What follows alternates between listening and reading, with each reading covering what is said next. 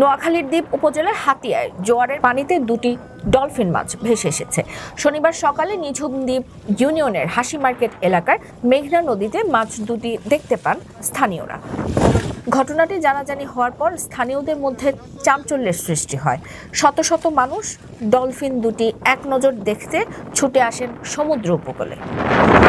ঘটনার পর নিঝুম দ্বীপের বাসিন্দাদের অনেকে এই বিরল ঘটনার ভিডিও ও ছবি সামাজিক যোগাযোগ মাধ্যমে শেয়ার করেন, যা সঙ্গে সঙ্গেই ভাইরাল হয়েছে। স্থানীয় একজন ব্যক্তি গণমাধ্যমকে জানান, সকালে নদীতে গিয়ে তিনি দেখতে পান সমুদ্রের দুটি বিশাল প্রাণী ভেসে এসেছে। কাছাকাছি গিয়ে চিনতে পারেন এটি ডলফিন। রিপিট, এগুলো খুবই বড় আকারের। পরে স্থানীয়দের সহযোগিতায় ডলফিনগুলো আবারও স্রোতের সাহায্যে গভীর সমুদ্রের দিকে ভাসিয়ে দেওয়া হয়।